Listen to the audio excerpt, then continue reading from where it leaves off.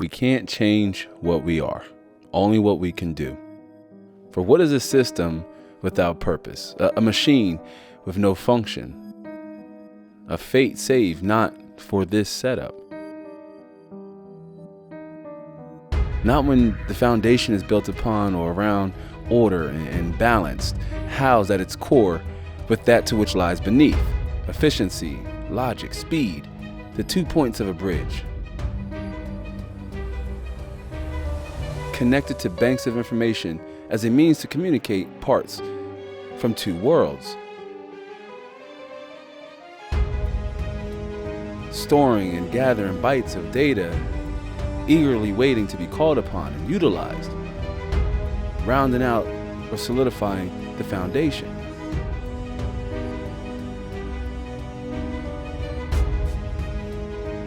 And then tempered by common material, forged with one goal in mind.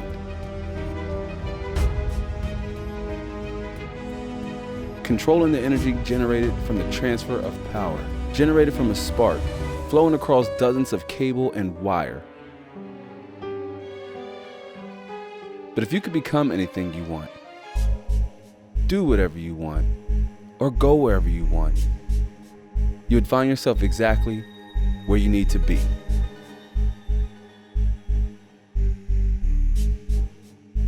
Coming together is just the beginning. Staying together part of the process. And when it all works together, success. And now with Windows 11 installed and updated, everything looks good to go. NVIDIA drivers installed as well. We are running the 551.A6 NVIDIA drivers, but all in all, everything looked good. The temperatures, at least at the initial onset, everything looked good. Our G.Skill 32GB kit of DDR5 memory was also showing and registered. It did initially load an XMP of about 4,000, so that's something we may tweak in the future.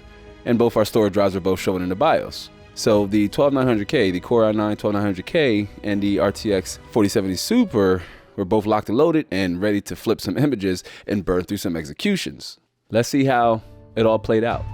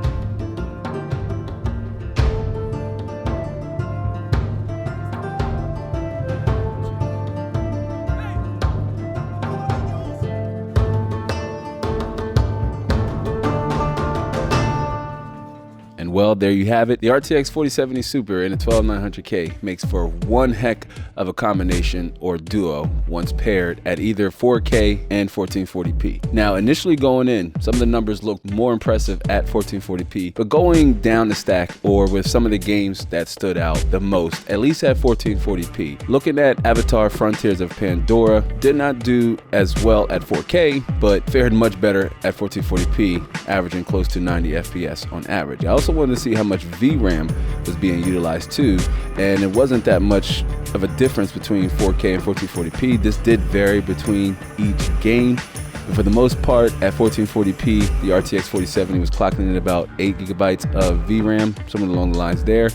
And one trend that I did notice here in the benchmarks with the RTX 4070 Super is that it performed really well when it came to running some of the older games like Shadow of the Tomb Raider and Forza Horizon 5. Shadow of the Tomb Raider ran really well at 1440p, I mean ultra high settings, over 170 FPS on average with really good minimum 1% lows. And then Forza Horizon 5 as well. I mean, this game actually did really well at both 4K and 1440p. I mean, the RTX 4070 Super at extreme ultra high settings handled this game really well at an average FPS of just a little over 100 on both ends of the spectrum at both 4K and 1440p, and even in really good minimum and 1% lows at both of those resolutions.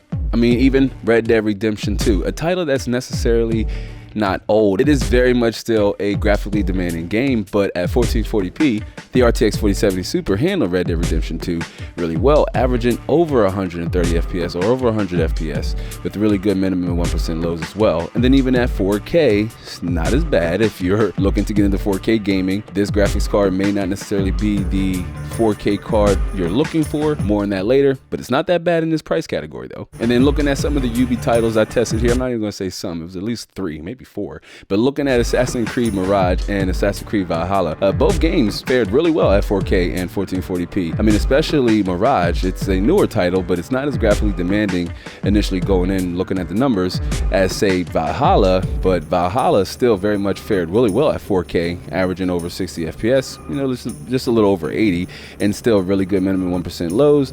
The minimums were, you know, a little lower than you would want at 4K, averaging close to 50, but again, you can tweak the graphic settings as both games were tested at their very high or high ultra settings, but Mirage fared slightly better than Valhalla at 1440p, averaging over 100 FPS and really good minimum 1% lows, and even then at 4K also had really good numbers at over 100, and again averaging about 60 FPS in the minimum and 1% low areas, making Assassin's Creed Valhalla and Assassin's Creed Mirage both really two solid titles to play on this configuration at this graphic settings. Crysis Remastered 2, an older title, but it was just recently remastered, also ran really well at 1440p and 4K. The game still looks amazing to this day. Crytek continues to amaze us with the Crysis franchise as it just continues to age like fine wine, but it looked really good at 4K and it ran even better at 1440p. And one of the most modern graphically demanding games that we tested in our benchmark suite was Star Wars Jedi Survivor, which was there to remind us that the RTX 4070 Super isn't necessarily a 4K card, at least with some deep learning super sampling or frame generation magic happening behind the scenes. But Jedi Survivor played really well at 1440p, averaging a little over 90 FPS, and this was at all high settings where everything turned up to high, and it also still looked very much well. It looked good. The minimum 1% lows were definitely playable, so there were no significant dips or impacts felt there. But then again, at 4K, it did not fare as well, averaging just a little under 50 FPS, and the minimum 1% lows at just a little under 40